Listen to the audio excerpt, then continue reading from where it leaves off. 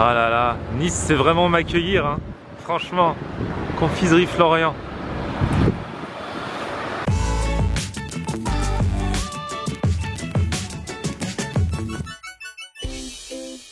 Salut tout le monde, bienvenue, nouveau vlog aujourd'hui, toujours à Nice. Et là je suis sur le cours Saléya. Alors on est dans le vieux Nice. Le cours Saléya, la particularité c'est qu'il y a un marché aux fleurs, il y a aussi un marché artisanal, il y a un marché alimentaire. Et là on est dimanche matin, donc faire le petit marché sympathique dans cet endroit à Nice, ça fait toujours plaisir.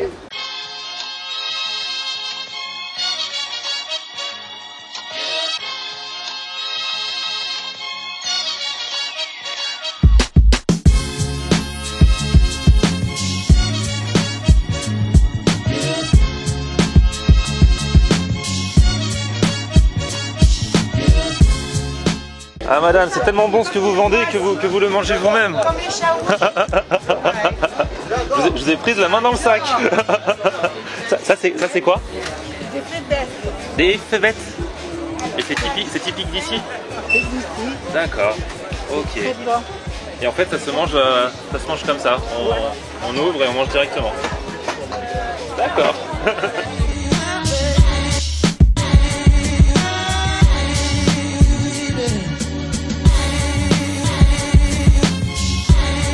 Donc ça c'est le poivron salade, c'est une sorte de poivron qu'on met notamment dans le pambagna. On était en train de m'expliquer ça et là il y a une dame qui est passée et qui a entendu qu'on parlait de pambagna, de salade niçoise, et ça y est, comme tous les niçois, ça y est, elle est montée sur ses grands chevaux, elle a dit attention, faut pas manger n'importe quelle salade niçoise. Quand je vois les salades niçoises avec les haricots, avec les pommes de terre. Elle a été normée par Escoffier. Oui, mais Escoffier, il n'est pas niçois. Hein. Non, mais c'est pour ça. Voilà, c'est ça. Voilà, le problème, il est là. Moi, je suis pas chauvine. Hein. Ah madame, faut pas vous chercher sur la salade niçoise, hein. Non, mais moi, quand je vais par exemple en Alsace, si je veux manger une bonne choucroute, je veux que ce soit une choucroute. Vous avez raison. Et alors on m'avait dit, si tu viens à Nice, il faut que tu goûtes la tourte de blette. On m'a dit, tu vas voir, c'est un petit peu bizarre quand on en parle comme ça, mais en fait c'est trop bon. Et là je suis avec Marité, qui en fait une très bonne, paraît-il. Exactement. Elle est très bonne parce qu'il n'y a pas que de la blette dedans. Il y a quoi alors? Il y a beaucoup de raisins trempés dans le rhum, il y a du marc de Provence, il y a des pignons et il y a de la pomme coupée très fine dedans. Voilà, et c'est ce mélange qui est bon. Après, il y a encore d'autres choses que je mets à l'intérieur, mais je ne vous le dirai pas. Ah, c'est la recette secrète. Exactement. Ah, je vois ça. Exactement. Bon, ben on va goûter ça, puis on va voir. Alors, on va débriefer ensemble la tourte aux blettes. Mais il existe aussi une version salée dans la gastronomie niçoise. Oui. Okay. Donc, dans la pâte sucrée, celle-ci n'est faite qu'au beurre, alors que la salée, je la fais avec l'huile d'olive uniquement. La pâte, elle est toute faite à l'huile d'olive et elle est faite aussi avec la base de blettes. Mais dans l'autre, dans la salée, je mets aussi du jambon coupé très fin, un petit peu de petit salé, bien de l'échalote revenue. Après, on met les œufs comme dans une belle farce, les œufs du parmesan, et la farce, elle est moelleuse, elle est bonne, voilà. Et elle est faite à l'huile d'olive. Voilà, même la farce est faite à l'huile d'olive. Bah, ça n'a pas l'air mauvais tout ça, on va voir. Merci pour les explications. Au revoir. Au revoir. À bientôt. Donc là où on voit qu'en plus c'est un stand de qualité, c'est qu'il y a le label Cuisine Nissarde. Quand vous voyez qu'il y a le petit logo Cuisine Nissarde devant un stand, devant un restaurant, devant un truc où il y a des choses qui se mangent ici à Nice, ça veut dire que normalement c'est très bon, c'est même sûr, puisqu'il y a carrément tout un comité qui va vérifier, qui va déguster et qui délivre le label Cuisine Nissarde aux établissements qui le méritent. Et là, alors il y a écrit Merenda et Gustarun. En fait, c'est du niçois et c'est un peu l'équivalent de la street food. Ça veut dire que c'est dans la catégorie pour manger sur le pouce, pour manger dans la rue et tout ça. Donc là, chez Marité, normalement, je vais me faire plaisir. Mais le problème, c'est que j'ai l'impression qu'il n'y a plus de tourte aux blettes salées. Ça fait 2 jours de suite que je me fais avoir. Il faut se lever tôt pour l'avoir, hein, parce que ça cartonne ici.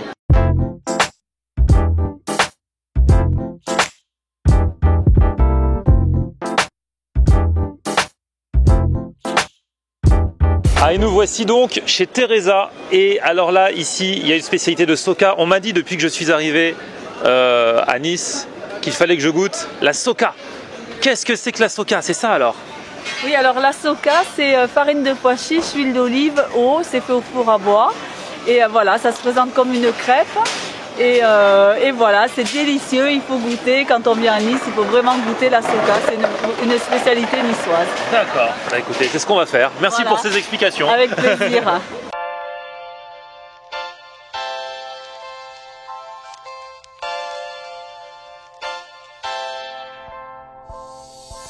Donc Donc là c'est bon, les courses sont faites, il y a tout ce qu'il faut dans ce petit sac. Et après le marché, il y a l'une des traditions à Nice qui se perpétue, c'est pourquoi pas d'aller pique-niquer sur la plage. Et c'est ce qu'on va faire là. Profitons, joignons l'utile à l'agréable. Enfin, l'agréable à l'agréable.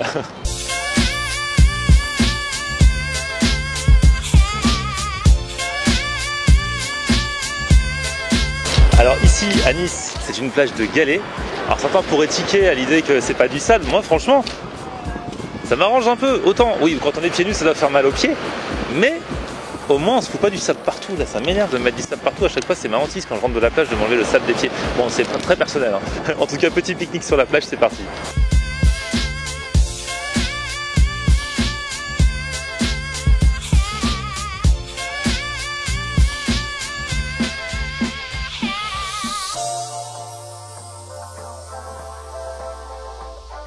Allez, pour commencer ce petit pique-nique sur la plage, je propose l'une des spécialités ici à Nice, ce sont les petits farcis. Alors, on utilise aussi bien des courgettes que des oignons, que des aubergines. La petite courgette farcie. Et pour la farce aussi, chacun a sa recette. Souvent, à la viande, on mélange de la chair de légumes. Après, il y en a qui mettent du parmesan, il y en a qui mettent différentes choses. Là, c'est les petits farcis de Marité qu'on a rencontrés sur le marché.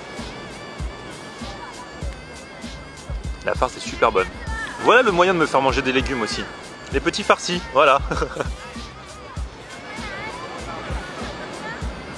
Oignons farcis. Franchement, il y a pire comme cadre hein, pour manger ça. Allez, toujours une petite tarte de Marité, tomates, basilic, huile d'olive. Là, on est en plein dans la région ici.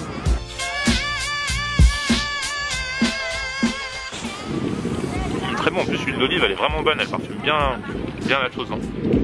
Bon, on va goûter cette petite salade de poulpe aussi. Ça c'est un truc, le poulpe, j'en mange jamais. Hein. Là en salade. En plus c'est super tendre. Je m'attendais à un truc un peu, un peu élastique, un peu dur. Et en fait c'est super bon. En fait c'est une salade à l'huile d'olive aussi, donc ça explique aussi le côté souple du poulpe. Super bon. Franchement je pensais pas. J'ai pris ça pour tester à la base et au final j'adopte. Allez, la salade de pois chiches. Donc on est très pois chiche ici puisqu'on parlait de la soca qui est faite avec de la farine de pois chiche. Ça c'est le pois en lui-même. Gros pois chiche. Très bon aussi. En fait j'aime tout, hein. Je crois qu'on dit j'aime tout. Allez, petite pisse saladière là. On avait déjà goûté ça dans la première vidéo. Là elle a l'air un petit peu différente. Donc c'est toujours une base de pâte brisée avec des oignons. Regardez.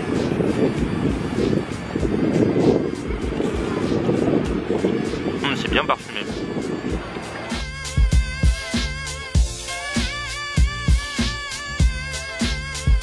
Bon, donc tout à l'heure Marité nous a expliqué ce qu'était la tourte aux blettes.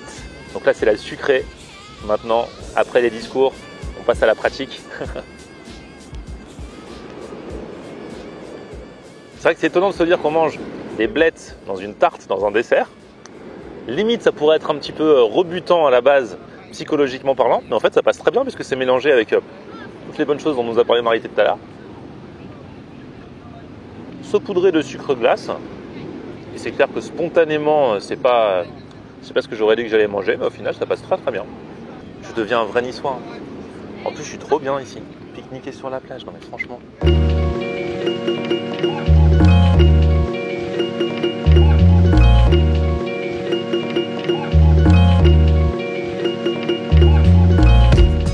Là, on est sur la promenade et je vais monter là-haut, là où il y a les gens parce qu'il paraît, et d'ailleurs je veux bien le croire que c'est là où on a le plus beau panorama sur la ville et sur la baie des Anges.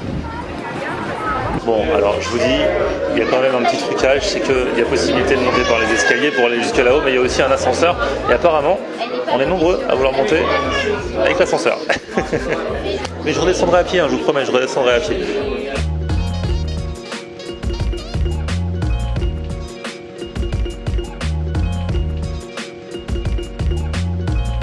C'est magique parce que direct on sort de l'ascenseur, la porte s'ouvre alors qu'on est dans un tunnel et bam, on se retrouve face à la mer, face au point de vue et on peut monter encore plus haut. D'ailleurs c'est ce qu'on va faire, il reste plus que quelques marches.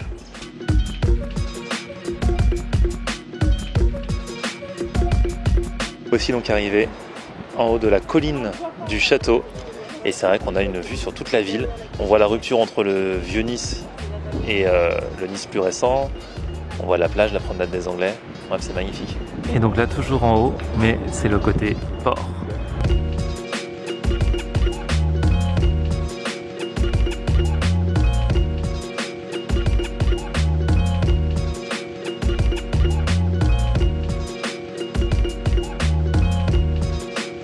Et nous voilà tout en haut.